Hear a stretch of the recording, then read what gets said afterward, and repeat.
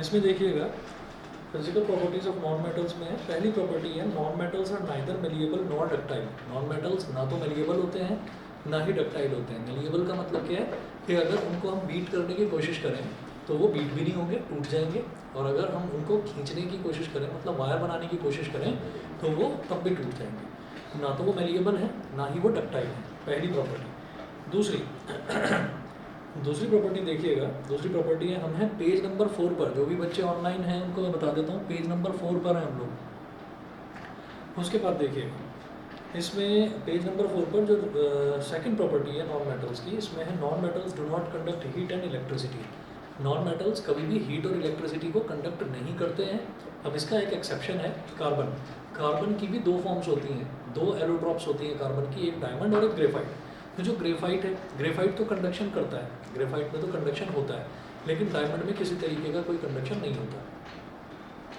तो एक्सेप्शन दिखा है नीचे कि carbon in the form of graphite is the only non metal which is a good conductor of electricity. बाकी form में कंडक्ट होता है कुछ नहीं, कभी करता है कभी नहीं करता, वही है ना, रेयर है, उसको लाओगे कहाँ से। उसके बाद देखिएगा पेज नंबर 5 पर आ जाइए, third property non metals are not lustrous, यानी कि नॉट शाइनी। नॉन मेटल्स जो हैं उनमें लस्ट्रस, नॉन मेटल्स लस्ट्रस नहीं होते, यानी कि उनमें चमक नहीं होती, शाइन नहीं होती। तो non metals are not lustrous, that is not shiny, they are dull. Iodine is the only non metal having lustrous appearance. तो केवल एक नॉन मेटल ऐसा होता है जो है आयोडीन, जिसमें चमक होती है, ठीक है। उसके बाद देखिए फोर्थ प्रॉपर्टी है non metals are generally soft except diamond which is an extremely hard non metal. तो नॉन मेटल्स जनरली क्या होते हैं, सारे के सारे सॉफ्ट होते हैं, सिर्फ एक छोड़ दीजिए नॉन मेटल जिसको हम कहते हैं डायमंड। और डायमंड जो है वो एक्सट्रीमली हार्ड नॉन मेटल है, बहुत ज़्यादा हार्ड होता है। पांचवी property non metals are not strong, they are easily broken. तो अगर आप मेटल्स की प्रॉपर्टी के साथ में कंपेयर करेंगे तो मेटल्स के जस्ट अपोजिट है। हमने बोला मेटल्स हार्ड है तो ये सॉफ्ट है, हमने कहा मेटल्स स्ट्रॉन्ग है तो ये वीक है, हमने कहा मेटल्स जो है वो लस्ट्रस है तो ये नॉन लस्ट्रस है, एक्सेप्शन आयोडीन हो गया। हमने कहा मेटल्स गुड कंडक्टर हैं हीट और इलेक्ट्रिसिटी के तो ये बैड कंडक्टर है, इसमें एक्सेप्शन हो गया ग्रेफाइट, ठीक है। तो ये चीज़ें हैं, वो मेलिएबल है, ये नॉन मेलिएबल है, वो डक्टाइल है, ये नॉन डक्टाइल है, यानी कि ये ब्रिटल है। यार दोनों ही चीज़ों में आप दबाने की कोशिश करें तो भी टूट जाते हैं, आप खींचने की कोशिश करें तो भी टूट जाते हैं, ऐसा होता है। उसके बाद छठी प्रॉपर्टी देखिएगा नॉन मेटल्स में बी सॉलिड, लिक्विड और gases at room temperature. Room temperature पर नॉन मेटल्स जो है वो सॉलिड भी हो सकते हैं, लिक्विड भी हो सकते हैं और गैसेस भी हो सकते हैं। हमने एग्जांपल आप कंपेयर करके करेंगे ना, अगर मेटल और नॉन मेटल की प्रॉपर्टी, चैप्टर बहुत जल्दी निपट जाएगा, कुछ नहीं है फिर इस चैप्टर में।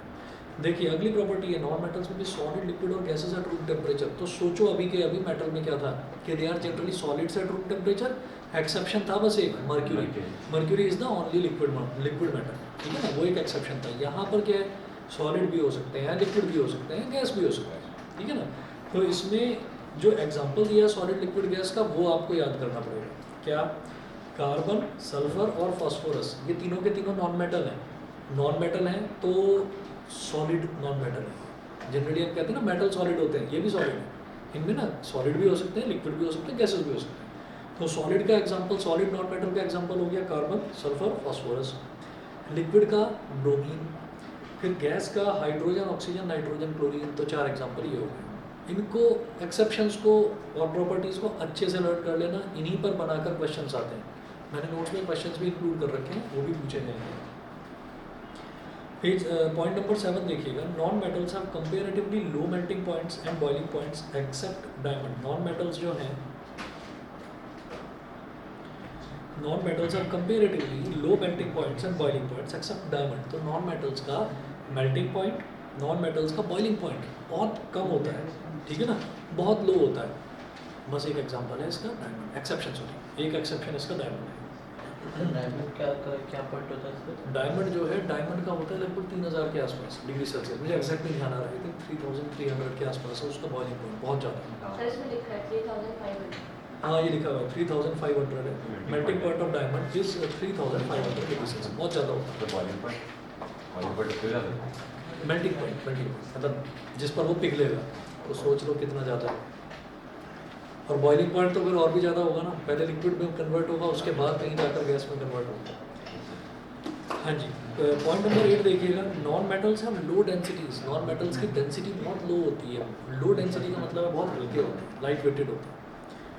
That is non metals are light substances. Example, sulphur has very low density 2 gram per centimetre cube. तो सल्फर की जो डेंसिटी है वो बहुत कम होती है, एक एग्जाम्पल के तौर पर इन्होंने बता दिया। पॉइंट नंबर 9 देखिएगा, non metals are non sonorous, they do not produce sound when hit with an object. जब उनको किसी ऑब्जेक्ट से हिट करा जाता है तो उनमें सोनोरस यानी कि रिंगिंग साउंड नहीं आती, ठीक है ना। रिंगिंग साउंड, वो टिंग टिंग टिंग वो वाली आवाज़ नहीं आती, तो नॉन सोनोरस होते हैं। उसके बाद 10th पॉइंट देखिएगा, non metals have many different colours. Compare करना किससे? मेटल से। तो मेटल में हमने देखा था कि मेटल्स के क्या कलर होते हैं, जनरली ब्लैक, सिल्वर, ग्रे, ये कलर होते हैं मेटल्स के।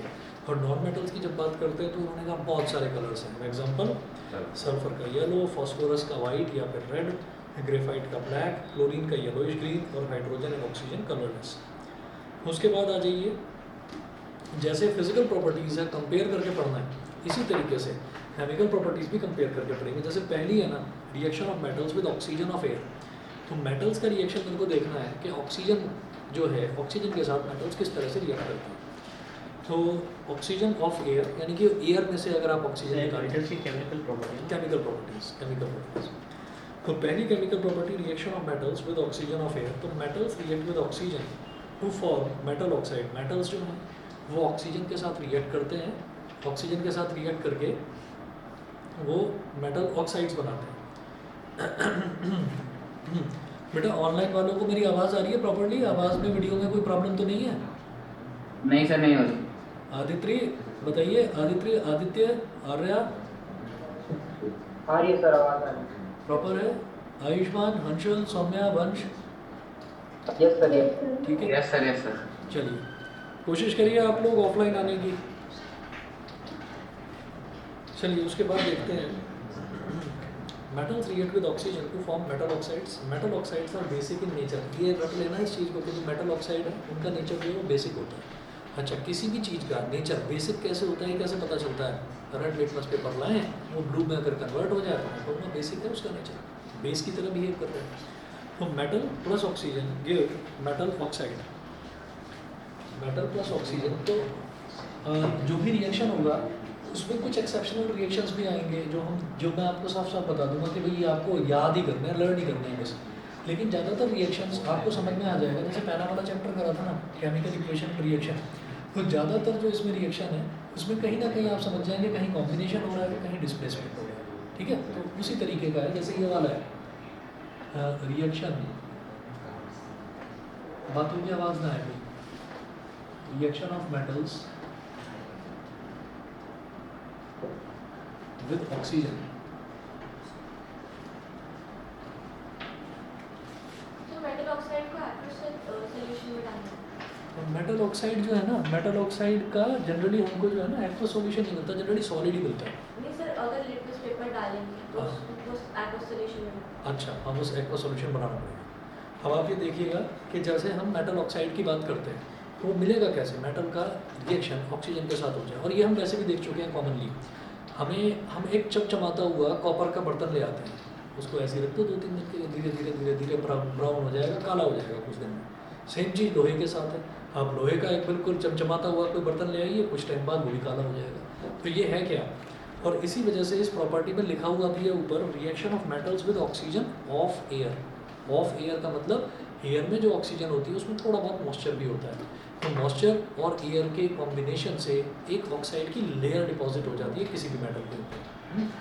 और दो तो इतने ऐसे मेटल हैं जैसे सोडियम और ऑक्सीजन, उनको तो खुले में रख ही नहीं सकते, वो तो इंस्टेंटली रिएक्ट करते हैं। तो इनको तो रखा ही कैरोसिन के अंदर जाता है, सोडियम और पोटेशियम।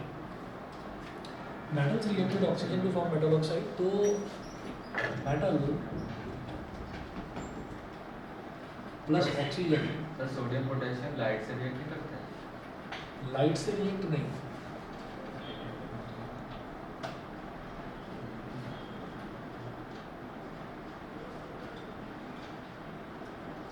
ये लाइट का रिएक्शन कहाँ पढ़ दिया?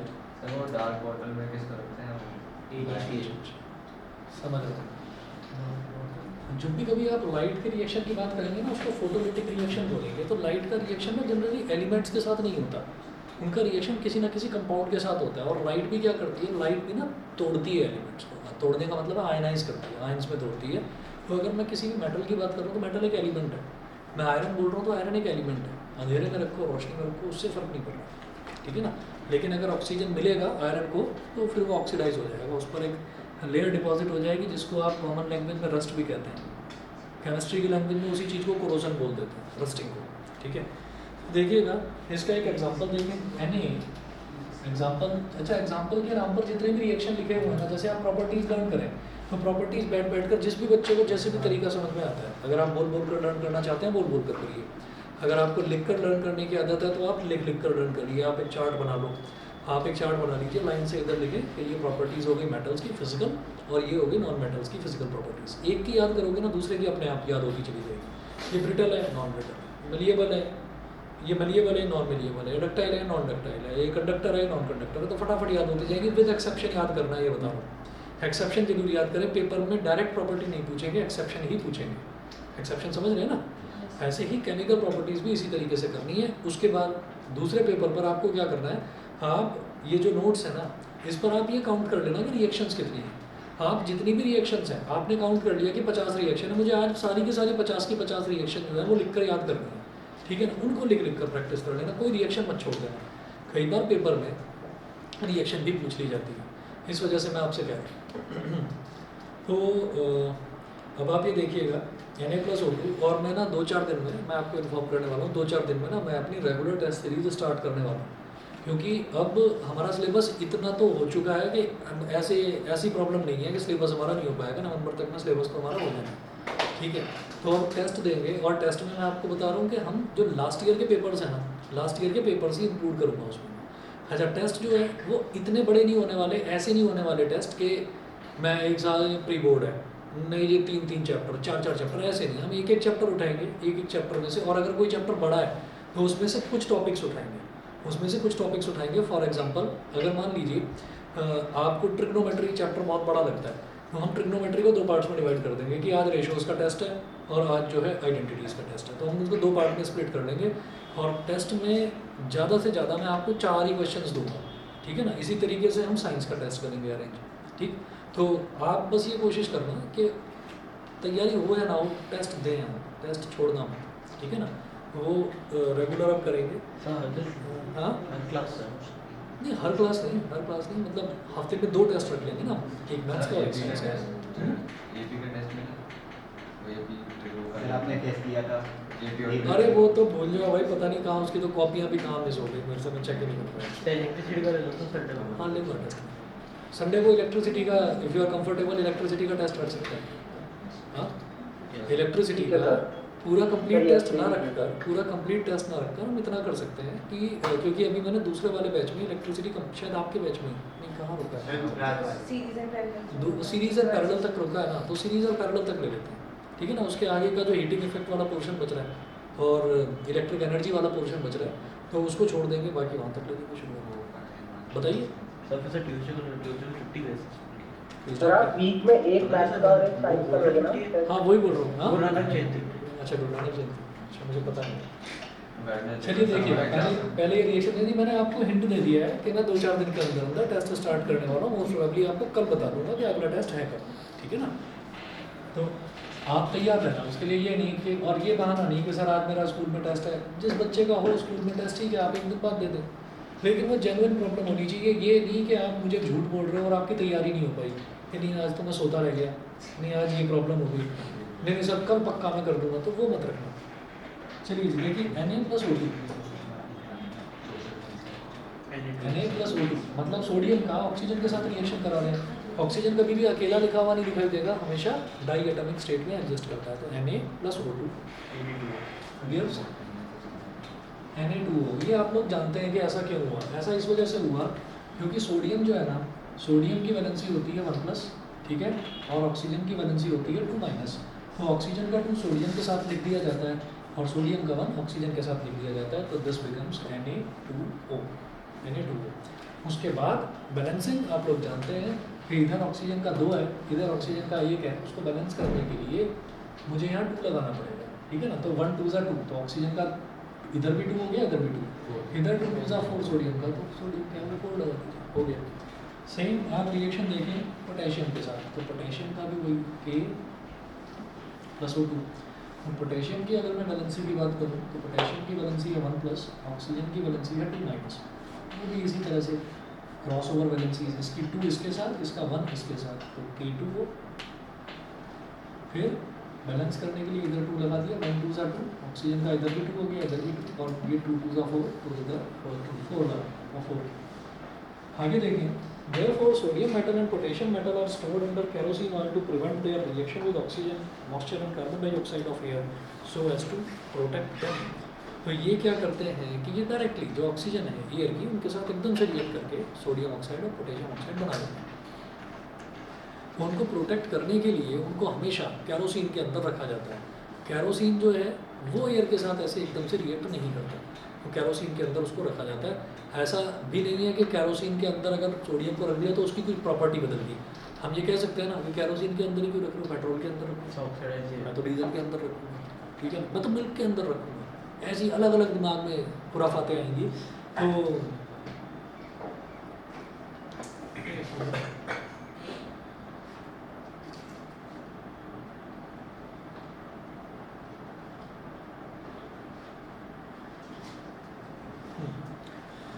तो अच्छा, अब आप देखिएगा, most of the metal oxides are insoluble. हाँ, तो मैं आपसे ये कह रहा था कि उसको कैरोसिन में इस वजह से रखा जाता है क्योंकि कैरोसिन के साथ वो कोई रिएक्शन नहीं करते। पता चला कि हमने डाला तो था सोडियम, बाहर निकाला तो वो कोई और नया कंपाउंड बन गया, तो उसको जैसा डालते हैं वो वैसा ही बाहर निकल कर आ जाता है। इस वजह से उसको कैरोसिन में रखा जाता है, ठीक है। सर बाकी मेटल्स के करोजन में O2 से होता है, कि ऑक्सीजन से होता है रिएक्शन, हाँ। और सर सिल्वर सल्फर से भी करता है। ऐसा नहीं है कि सिल्वर से करता है, सल्फर सल्फर से करता है वो तो उसकी देखिए प्रॉपर्टी है। हर मेटल की अलग अलग प्रॉपर्टी है, कोई सल्फर के साथ करता है, कोई कार्बन के साथ करता है, कोई ऑक्सीजन के साथ, कोई oxygen in the presence of moisture, in the presence of water, ऐसे करता है। वो हर एक की अलग अलग प्रॉपर्टी है। अच्छा, इसमें ना ये मत सोचना कि कोई बहुत अलग चीज़ आपसे पूछ ली जाएगी पेपर में, आप बस इस पर फोकस रखिए। जो आपके नोट्स में मैंने दे रखा है वही आपका सिलेबस है। इसके इधर उधर बिल्कुल आप बिल्कुल बेफिक्र रहिएगा, इसके इधर उधर पेपर होगा ही नहीं, क्योंकि इसमें मैंने एनसीईआरटी और लखमीर बिल्कुल कंबाइंड करके सब कुछ डाल रखा है, कुछ छोड़ा ही नहीं है। तो कहीं भी इधर उधर से पेपर बनता ही नहीं। बेस लेकर चलते हैं वो एनसीईआरटी, थोड़ा बहुत एडवांस पेपर बनाना होता है तो लखमीर सिंह में से दे देते हैं। तो इतना अगर आपने लर्न कर लिया पक्का हो जाएगा, कोई प्रॉब्लम नहीं होती, ठीक है। अच्छा देखिए, most of the metal oxides are insoluble in water but some of the metal oxides dissolve in water to form some alkalis. तो कुछ जो मेटल ऑक्साइड्स हैं वो पानी में घुलते नहीं हैं, इनसॉल्युबल होते हैं वाटर में। लेकिन कुछ जो मेटल ऑक्साइड्स हैं they dissolve in water to form alkalis, वो पानी में घुल जाते हैं एल्कलीज बनाने के लिए। एल्कलीज पता है क्या होता है? वाटर में घुल जाने वाले बेसिस को हम एल्कलीज बोल देते हैं, ठीक है ना। अच्छा, अब आप ये देखिएगा कि मैंने क्या करा है यहाँ पर, ये जो Na2O है हमने कह तो दिया basic basic basic basic in nature, ठीक है। सारे metal oxide basic in nature, कैसे कैसे बता रहे हो आप? क्या करेंगे कि ये जो मेटल ऑक्साइड है अगर ये वाटर में घुल गया, और अगर ये वाटर में घुल गया तो मैं कहूँगा कि हाँ ठीक है, वाटर सॉल्युबल बेस है ये, ठीक है। तो मैंने क्या करा कि Na2O को लिया, सर जो एसिड वाटर में मतलब डालते वो अल्कलाइन हो गया। दोबारा बोलो, जो सर जैसे इसमें बेस हो गया तो अल्कली अल्कलाइन हो गया ना।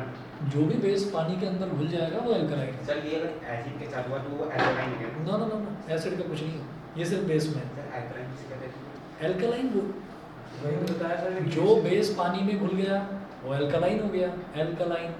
जो एसिड पानी में घुल गया वो एसिड ही है, उसके लिए कोई नया टर्म नहीं है। एल्कलीज। अरे एल्कलीज मतलब एल्कलाइन, एल्कलाइन तो नेचर हो गया उसका, और एल्कली उसकी पूरी की पूरी कैटेगरी हो गई, ग्रुप हो गया।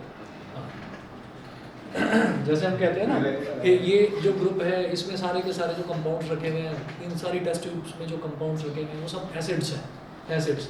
और कोई बोले इनका नेचर क्या है? Acidic, acidic in nature. ऐसे ही हम ये कहें कि इन टेस्ट ट्यूब्स में जो कंपाउंड्स रखे हुए हैं वो सारे के सारे एल्कलीज हैं। तो एल्कलीज तो उसकी कैटेगरी हो गई, ग्रुप्स हो गए, है ना। और कोई कहे इनका नेचर क्या है? एल्कलाइन, ये ठीक। तो Na2O प्लस H2O, Na2O को मैंने पानी में घोलने की कोशिश करी, तो Na2O को जब H2O में घोलते हैं तो क्या मिल जाता है? NaOH। और हमने कहा अरे वाह ये तो कास्टिक सोडा है, OH आ गया, हाइड्रोक्साइड आयन जहाँ पर आएगा मैं तो कहूँगा कि हाँ भी बेस है वो, तो प्रूव हो गया। तो बेसिक इन नेचर, पानी में घुल गया तो बेस की भी स्पेशल कैटेगरी, बेस जो पानी में घुल जाते हैं वो एल्कलीज है, तो एल्कलीन हो गया। इसी तरीके से K2O को लिया हमने, ये जो पोटेशियम ऑक्साइड है K2O, इसको हमने लिया, इसको जब हमने वाटर में डिजोल्व करने की कोशिश करी तो ये बन जाएगा KOH, ये KOH हो गया। अब आप बैलेंस करने की कोशिश करें, Na के इधर 2 है, इधर 1 है, इसके आगे लगाओ 2, ठीक है। ऑक्सीजन का इधर 1 और इधर 1 है, 1 और 1 2, इधर भी 1 ही है लेकिन 1 2 2, ऑक्सीजन बैलेंस हो गया।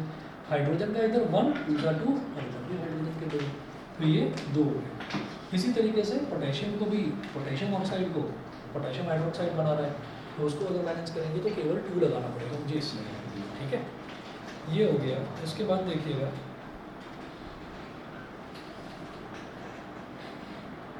पेज नंबर 7 पर आ जाइए, मैग्नीशियम मेटल। मैंने अभी 2 मेटल्स की बात करी, सोडियम और पोटेशियम की, फिर हम बात करते हैं दूसरे मेटल की, यानी कि मैग्नीशियम की बात करते हैं।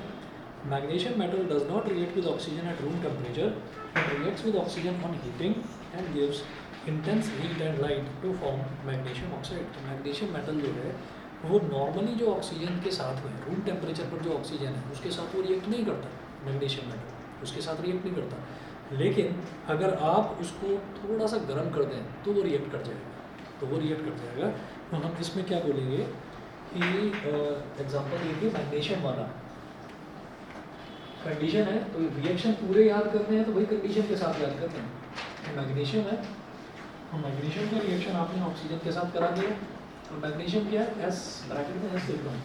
मेटल्स की प्रॉपर्टीज देख रहे हैं ना, metals are generally solids. Mercury का कोई रिएक्शन नहीं करना आपको, एक मर्क्यूरी है जो लिक्विड मेटल है, तो उसका मुझे कोई रिएक्शन करना ही नहीं है, बेचारा नॉन रिएक्टिव होता है, चुपचाप पड़ा रहता है, कोई रिएक्शन नहीं है उसका। तो हमें सारे के सारे मेटल्स की जब हम बात करेंगे तो वो सॉलिड्स हैं, तो ब्रैकेट में एस लिखने की आदत डालना है इसमें। मैग्नीशियम है, मैग्नीशियम का रिएक्शन करा दिया ऑक्सीजन के साथ, ऑक्सीजन पता है सबको गैस है भी, तो अगर सर मर्करी का कोई रिएक्शन नहीं है तो उसको उसके ऊपर भी रखते हैं, सिल्वर के ऊपर, सिल्वर रिएक्टिविटी वो रिएक्ट करता ही नहीं है किसी के साथ में भाई, तो उसके सिल्वर साथ तो करता है तो सर। अगर करवाया जाए तो करेगा, अगर करवाया जाए तो करेगा, लेकिन हमारे सिलेबस में उसका कोई रिएक्शन है ही नहीं, ठीक है ना। देखिए इसमें एक चीज़ याद रखना कि कंडीशंस याद रखनी जरूरी है। जैसे मैग्नीशियम, इसका रिएक्शन ऑक्सीजन के साथ करा दिया और एरो बनाकर उसके ऊपर ट्रायंगल बना दो, तो इसका मतलब ये है कि हम उसको जो हमने मतलब 2 सब्सटेंसेस जो हमने टेस्ट ट्यूब में इकट्ठे करें हैं, हम उसको गर्म कर रहे हैं, इसका मतलब होता है हीट करना। ये हो गया, तो यहाँ पर हमारे पास क्या बन जाएगा, MgO, ठीक है। ये दोनों ना कॉम्बिनेशन रिएक्शन है, जुड़ रहे हैं, तो अगर इधर कॉम्बिनेशन हो रहा है तो भाई बाकी सारे मेटल्स के साथ भी कॉम्बिनेशन ही होगा। तो साथ सीधी सी बात है, मैग्नीशियम का मेटल क्या है, मैग्नीशियम के साथ वैलेंसी क्या है 2+, ऑक्सीजन की वैलेंसी 2 है, इसका 2 इसके साथ, इसका 2 इसके साथ, तो Mg2O2, 2 से 2 कर दिया तो MgO, समझ गए ना, ये चीज़ मालूम है कि भाई ये कैसे बन जाएगा, ये बन जाएगा Mg2O2, 2 से 2 कर दिया तो क्या बचा, MgO, ठीक। अब बैलेंस करने के लिए इधर लगाओ 2, ऑक्सीजन को बैलेंस करने के लिए, मैग्नीशियम का बैलेंस बिगड़ गया तो इधर लगाओ 2, मैग्नीशियम बैलेंस हो गया। अच्छा उसके बाद देखें मैग्नीशियम ऑक्साइड, मैग्नीशियम ऑक्साइड को भी चेक करते हैं कि मैग्नीशियम ऑक्साइड जो है वो वाटर में डिजॉल्व होता है कि नहीं, हो जाएगा तो मैं बोलूँगा एल्कली है वो भी। मैग्नीशियम ऑक्साइड को लिया और पानी में घोल दिया, तो ये पानी में पूरी तरह से डिजॉल्व नहीं होता, ये होता है पार्शियली डिजॉल्व, ठीक है, पार्शियली में थोड़ा बहुत डिजॉल्व हो जाता है। तो ये क्या होगा, ये भी बन जाएगा magnesium hydroxide, MgOH whole twice. Balance करने की जरूरत नहीं है, बैलेंस है वाली इक्वेशन ऑलरेडी बैलेंस्ड है, ठीक है। उसके बाद अगला एग्जांपल देखेंगे एल्यूमिनियम का। एल्यूमिनियम मेटल ये इंपॉर्टेंट है, एल्यूमिनियम वाला क्यों अभी बताता हूँ। Aluminium metal burns in air on heating to form aluminium oxide, तो भाई इसको भी गर्म करना पड़ेगा, बिना गर्म करे ये भी ऑक्सीजन के साथ डायरेक्टली रिएक्ट नहीं करता। तो हमने लिया अगला एग्जाम्पल लिया हमने एल्यूमिनियम का,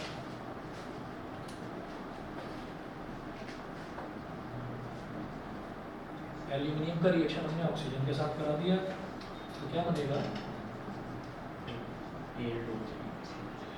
Al2O3, ये हो गया। अब बैलेंस करा दो, ये तो समझ गए ना Al2O3 क्यों? क्योंकि एल्यूमिनियम की वैलेंसी 3+, ऑक्सीजन की वैलेंसी 2-। बैलेंस करेंगे, इधर 4 आ जाएगा और इधर 3 आ जाएगा। अच्छा, एल्यूमिनियम का रिएक्शन इंपॉर्टेंट क्यों है? क्योंकि ये जो एल्यूमिनियम का ऑक्साइड बना है ना, ये ऑक्साइड का एक अलग तरीके का नेचर होता है। मैंने कहा कि जो हमारे मेटल ऑक्साइड हैं जितने भी, सर ये कितने यहाँ पर जितने भी हमारे मेटल ऑक्साइड हैं, वो सारे के सारे जो मेटल ऑक्साइड हैं वो सब के सब क्या हैं? वो बेसिक है नेचर में। लेकिन एल्यूमिनियम एक अलग तरीके का नेचर शो करता है। कैसा? उसको बोलते हैं नेचर को एम्फोटेरिक। एम्फोटेरिक देखिएगा, those metal oxides which show basic as well as acidic behavior are known as amphoteric oxides. Amphoteric oxides react with both acids as well as bases to form salt and water. तो amphoteric oxide जो हैं वो acidic behaviour भी show करते हैं, basic behaviour भी show करते हैं। कैसे? Al2O3 है, Al2O3 है। मानो कि अगर ये बेस है, अगर ये बेस है यानी कि बेसिक बिहेवियर अगर ये शो कर रहा है तो एसिड के साथ रिएक्ट करेगा और एसिड के साथ रिएक्ट करके न्यूट्रलाइज हो जाएगा। यानी कि जब किसी बेस का एसिड के साथ रिएक्शन कराते हैं तो बेस प्लस एसिड क्या आ जाता है? Salt plus water. ठीक है, इसका रिएक्शन जो हम बहुत हमने मतलब कॉमनली जो हम एसिड यूज़ करते हैं HCl, उसके साथ रिएक्शन कराते हैं। तो अब क्या होगा? अब होगा आपका double displacement reaction. Double displacement reaction मतलब ये जो ऑक्सीजन है ये आएगा हाइड्रोजन के साथ और ये जो एल्यूमिनियम है ये जाएगा क्लोरीन के साथ। मतलब इसका कैटायन इसके एनायन के साथ, इसका कैटायन इसके एनायन के साथ। ठीक है, दिखाई देगा ना यहाँ पर हाइड्रोजन अब कैटायन की तरह बिहेव कर रहा है। हाइड्रोजन का अलग नेचर है भाई, कभी कैटायन बन जाता है, कभी एनायन, कभी शेयरिंग करता है। तो एल्यूमिनियम क्लोरीन के साथ जाकर क्या बनेगा? भाई बातों की आवाज़ ना है बिल्कुल भी, AlCl3। ठीक है, और H हाइड्रोजन के साथ जब मिलेगा तो ये क्या बन जाएगा? H2O। क्या बना? Salt plus water. Salt plus water. अब इसको बैलेंस ऑफ अपने आप करना। इसी तरीके से हमने कहा in this reaction aluminium oxide behaves as a basic oxide to form salt and water. इस रिएक्शन में एल्यूमिनियम ऑक्साइड ने एक बेसिक ऑक्साइड की तरह बिहेव करा, क्या बनाने के लिए? सॉल्ट एंड वाटर बनाने के लिए। ठीक। अच्छा, इसी तरीके से अब मैं कहूँगा कि आप तो एम्फोटेरिक बोल रहे थे, तो जरा दिखाओ ना एसिड की तरह भी शो करता है या नहीं? ठीक है, तो यहाँ तो हो गया ये बेसिक ऑक्साइड क्योंकि मैंने इसका एसिड के साथ रिएक्शन करना है।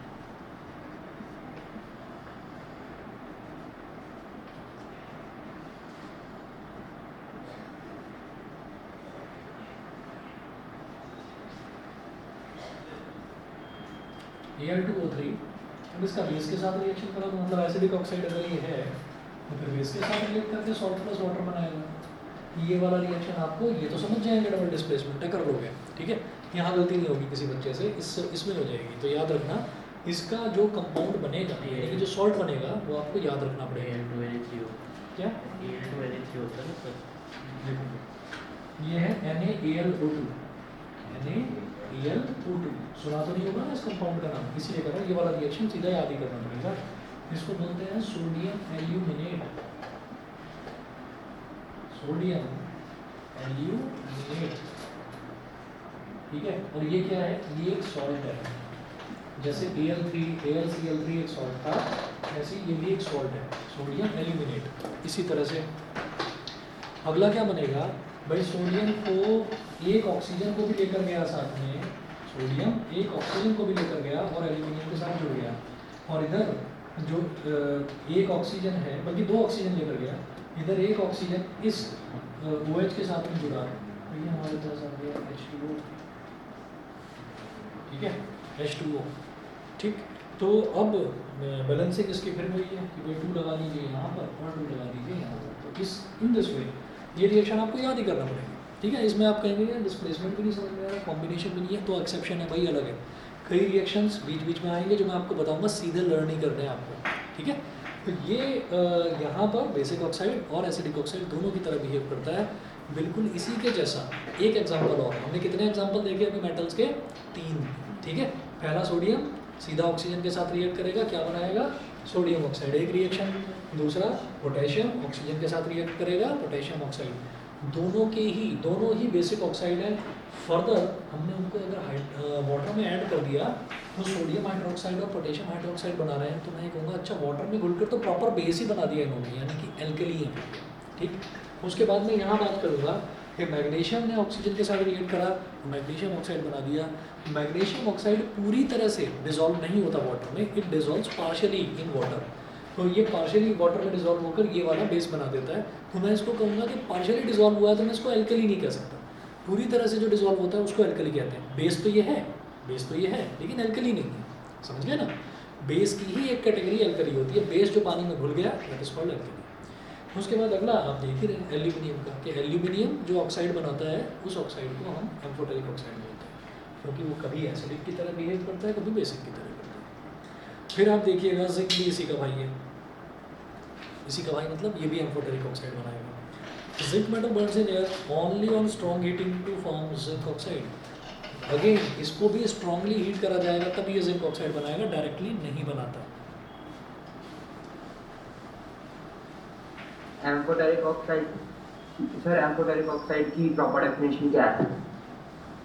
Those oxides which show acidic as well as basic properties are called amphoteric oxides.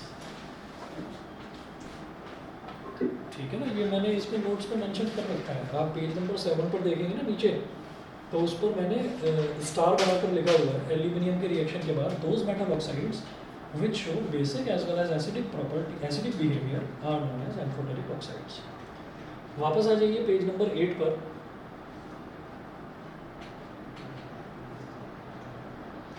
Page number 8 पर वापस आइए। इसमें है जिंक ऑक्साइड की, जिंक की बात करते हैं। तो जिंक ऑक्सीजन के साथ जब रिएक्ट करेगा तो क्या होगा? जिंक ऑक्साइड को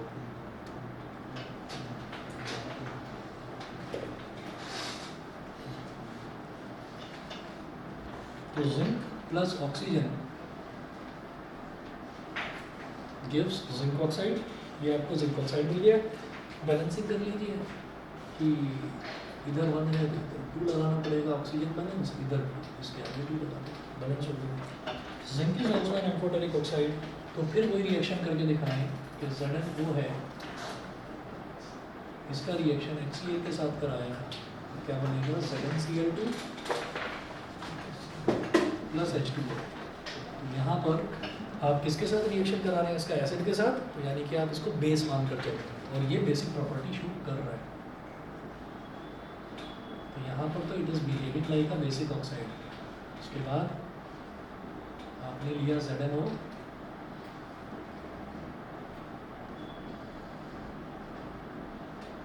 फिर इसका रिएक्शन कराएं NaOH के साथ।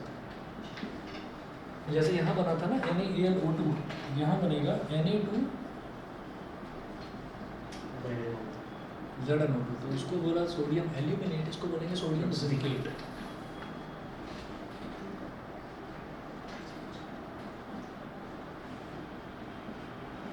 ये क्या बन गया? एक salt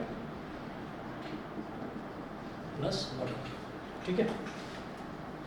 In this reaction zinc oxide behaves as an acidic oxide. इसमें जिंक ऑक्साइड जो है एक एसिडिक ऑक्साइड की तरह बिहेव करता है। ठीक है। उसके बाद देखिएगा, फिर बात करेंगे जी अगला जो है मेटल, बड़ा famous metal iron. Iron metal does not burn in air even on strong heating, it reacts with oxygen of air on heating to form iron second और थर्ड ऑक्साइड। तो हमने यहाँ पर कहा कि ये जलता तो नहीं है लेकिन ये एक ऑक्साइड बना देता है, Fe प्लस O2। तो जब रिएक्शन होगा तो क्या बनेगा? Fe3O4। एक रिएक्शन हुआ तो ये बन गया Fe3O4। तो 3Fe बैलेंस कर दीजिए, 3Fe प्लस 2O3। ठीक है ना। तो Fe2O3 नहीं बनेगा, याद रहे Fe3O4 बनेगा। इसको हम बोल देते हैं iron second comma third oxide. ये इसका केमिकल नेम है।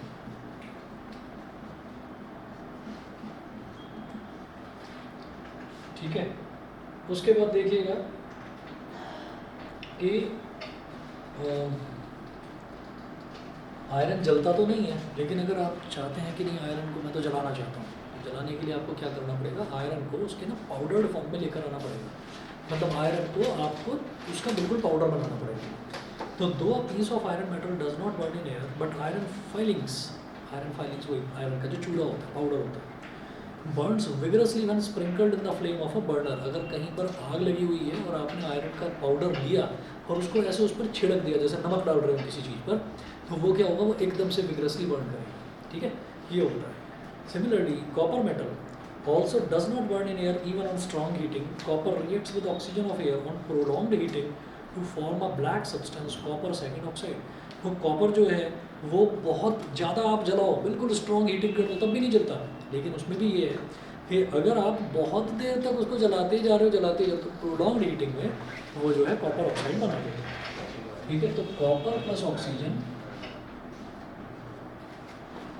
Gives copper oxide CO, balance कर दो, इधर 2 लगाओ और उधर 2 लगाओ। ठीक है जी, तो बस ये याद रखना है आपको, मेटल का रिएक्शन जो ऑक्सीजन के साथ होता है, कॉपर का रिएक्शन, आयरन का रिएक्शन, जिंक के 3 रिएक्शन, एल्यूमिनियम के 3 रिएक्शन, मैग्नीशियम के 2 रिएक्शन, सोडियम के 2 और पोटेशियम के 2 रिएक्शन। ये हो गया हमारा reaction of metals with oxygen. ठीक है, ये आपने अच्छे से लर्न कर लिया। तो अब जब हम केमिकल प्रॉपर्टी नॉन मेटल की देखेंगे ना, तो उसमें भी पहली प्रॉपर्टी क्या होगी, reaction of non metals with oxygen of air. पहली प्रॉपर्टी उसमें भी यही है। 1 मिनट वेट करें बस, 1 मिनट दिया तो था। अच्छा लो, तो बॉटल दे दो मुझे। ठीक,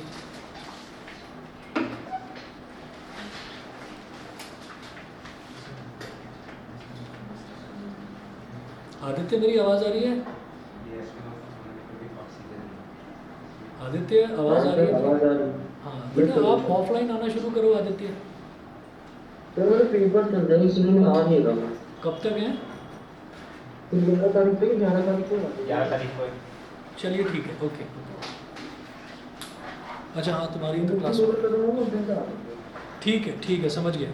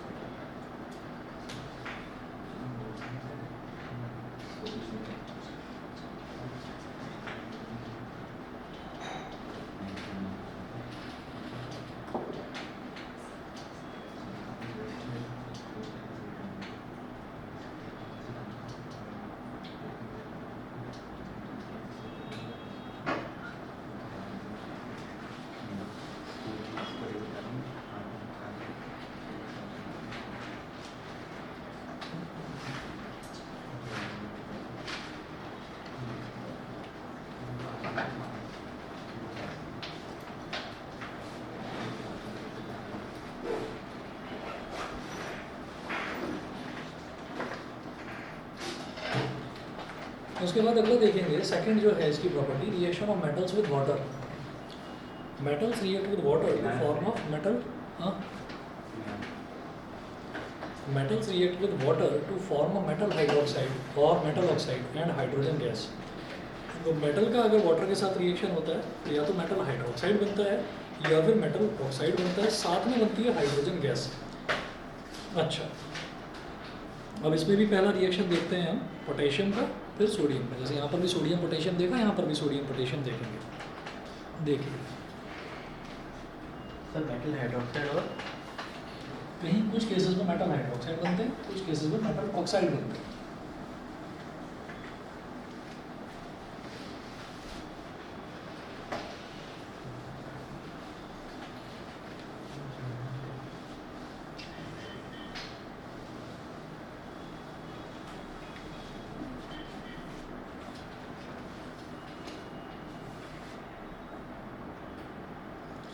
तो देखिएगा, potassium reacts violently with cold water to form potassium hydroxide and hydrogen gas. Potassium जो है वायलेंटली का मतलब है कि एकदम जैसे रिएक्ट करने के लिए तैयार बैठा हुआ था, है ना, तो बड़ी तेजी से रिएक्ट करता है। तो पहला एग्जांपल लेंगे, reaction of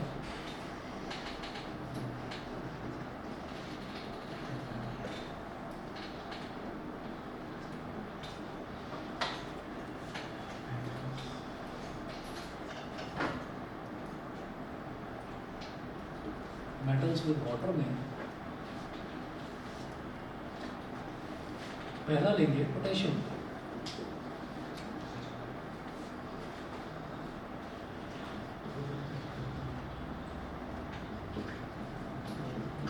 potassium hydroxide plus hydrogen gas plus heat, ये हो गया। बैलेंस करेंगे तो इधर भी 2 लगाएं, इधर भी 2 लगाएं, इधर भी 2 लगाएं, ये बैलेंस हो गया आपका। इसी तरीके से जब सोडियम की बात करेंगे, अच्छा ये जो रिएक्ट कर रहा है ये ठंडे पानी से, कोल्ड वाटर से रिएक्ट कर जाता है। सेकंड देखिएगा, सेकंड क्या है कि जैसे सोडियम लिया,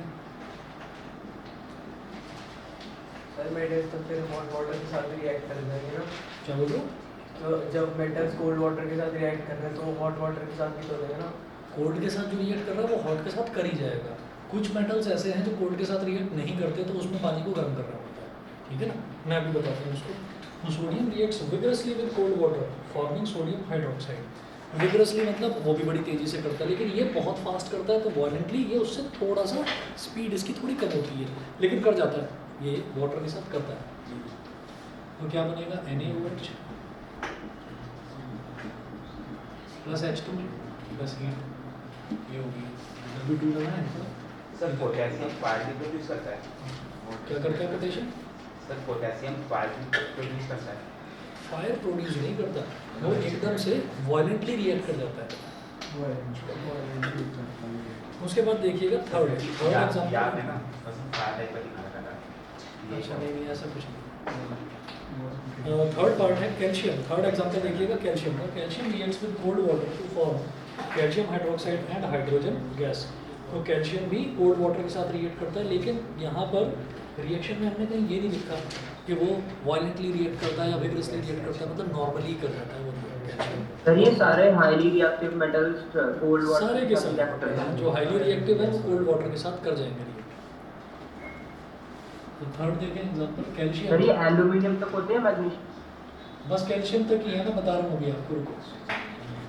कैल्शियम है, ये H2O के साथ रिएक्ट करता है, तो क्या बनेगा CaOH whole twice, CaOH whole twice again H2।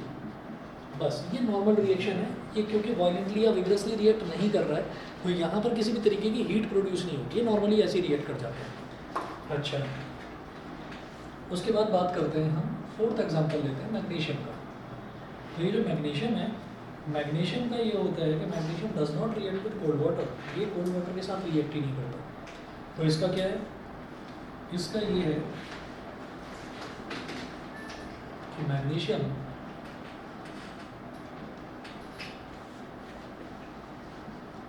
Hot water के साथ रिएक्ट करता है। Magnesium reacts with hot water to form magnesium hydroxide and a hydrogen gas.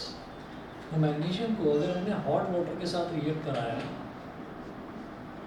तो हमारा क्या बनेगा, magnesium hydroxide MgOH plus hydrogen gas. अच्छा, अब इतना ज़्यादा हॉट कर दिया पानी को, इतना गर्म कर दिया कि भाई वो इवेपोरेट होने लगा, मतलब स्टीम बन गई। तो अगर स्टीम के साथ रिएक्ट करेंगे तो क्या होगा, मैग्नीशियम का ही रिएक्शन अगर हमने वाटर के साथ कराया, लेकिन वाटर जो है अब यहाँ तो लिक्विड फॉर्म में था, लेकिन यहाँ गैस फॉर्म में है, यानी कि स्टीम है। अगर इसके साथ रिएक्शन करा दिया तो क्या बनेगा, MgO plus H2, MgO plus H2, समझ गए? ठीक है, magnesium oxide plus hydrogen gas, ये बनेगा। तो यहाँ मैग्नीशियम से थोड़ा सा ट्विस्ट आना शुरू है कहानी में। यहाँ पर क्या था, ये वायलेंटली रिएक्ट करता है कोल्ड वाटर से, तभी तो हीट प्रोड्यूस हो रही है। ये विगरसली रिएक्ट करता है कोल्ड वाटर से, तभी तो हीट प्रोड्यूस हो रही है। ये नॉर्मली रिएक्ट करता है कोल्ड वाटर से, यहाँ कोई हीट प्रोड्यूस नहीं हो रही। ये कोल्ड वाटर से रिएक्ट ही नहीं करता। हमने क्या करा कि अच्छा गर्म से करके देखते हैं, गर्म पानी से रिएक्शन कराया, MgOH whole twice plus H2 मिल गया। तो हमने कहा और गर्म करो पानी को, इतना गर्म करोगे स्टीम बना दो। स्टीम के साथ रिएक्शन कराएंगे तो मैग्नीशियम ऑक्साइड सर मिलेगा। स्टीम से कैसे रिएक्ट करेंगे सर, मतलब कि जैसे Property है ना metal की। पानी उबाल रहे हो नहीं। उसी को पानी शुरू। मैं ये कह रहा था कि जैसे हमने ऑक्सीजन वाले में देखा था, ये ऐसे थोड़ी करेंगे, पानी उबाल रहे हैं उसके ऊपर मैग्नीशियम रख दिया, है ना, ऐसे नहीं करेंगे। अरे हमने उसको बहुत ज़्यादा गर्म कर दिया, और बहुत ज़्यादा गर्म करने के बाद हमने जगह नहीं छोड़ी, हमने उसको उबालने रख दिया just like a pressure cooker. तो प्रेशर कुकर, और आप अभी तो नहीं, अभी 10th क्लास में तो नहीं, लेकिन जब आप 12th क्लास में पहुँचेंगे ना तो आप देखेंगे केमिस्ट्री लैब में प्रेशर कुकर भी रखा हुआ मिलेगा आपको, छोटा प्रेशर कुकर होता है। और प्रेशर कुकर की जो विसल वाला पोर्शन होता है, विसल वाले पोर्शन में बहुत छोटी सी ट्यूब होती है, पिपेट बोल देते हैं उसको, रबर की। तो वो जो है वो ट्यूब जो है वो बंद करी रहती है नोजल की हेल्प से। और जब बहुत ज़्यादा, जब प्रेशर कुकर ना ऐसे हिलने लगता है फ्लेम के ऊपर रखा हुआ, इसका मतलब ये है कि अब प्रेशर बहुत ज़्यादा जनरेट हो गया, अब रिलीज़ कर दो प्रेशर को तो फट जाएगा ये। तो फिर क्या करा जाता है, फिर उसकी नोजल को ओपन करा जाता है और फिर जो ट्यूब है ना, ट्यूब में से सीधा स्टीम ही निकलती है। तो उस स्टीम को किस में डालना है, इस ऐसी टेस्ट ट्यूब में जिसके अंदर मैग्नीशियम रखा है। ये नहीं कि हवा में कहीं मैग्नीशियम है, ले वही गए तो स्टीम लो, ऐसे नहीं। तो उसको क्या टेस्ट ट्यूब में है, क्योंकि रिएक्शन जनरली टेस्ट ट्यूब में या फ्लास्क में करवाते हैं, ठीक है। तो जब करवाएंगे तो देखते हैं कि यहाँ आपको मैग्नीशियम ऑक्साइड मिलता है प्लस हाइड्रोजन गैस मिलती है, ठीक है। यहाँ तक का आप इतना कर लीजिए, है ना। और रिएक्शंस वगैरह सारे याद करके चलिएगा। और मैं आज ना शाम वाले बैच में भी साइंस ही कराऊंगा और कार्बन कराऊंगा, कल जितना करवाया था उसके आगे कंटिन्यू। तो जो बच्चा करना चाहे आ सकता है। सर आपने पिछली वाली क्लास में कितना कार्बन को कार्बन में बेटा मैंने अभी मैंने कार्बन के दोनों एलोट्रॉप्स, डायमंड, ग्रेफाइट, तीनों एलोट्रॉप्स और बकमिंस्टर फुलरिन, बस इनके बारे में बताया। मैं आज ग्रुप पर आईडी पासवर्ड डाल दूंगा, अगर आप करना चाहें तो उस टाइम भी कर सकते हैं, नहीं तो मैं इस बैच में भी करवाऊंगा बात। सर बहुत रेयर है, तो अब तक कितने लोगों ने उसको फाइंड किया है? अरे उसको छोड़ दो, वो एक होता है एलोट्रॉप, इसलिए बता दिया, पूछा नहीं जाता मेरे को। सर आप आधार कार्ड की फोटो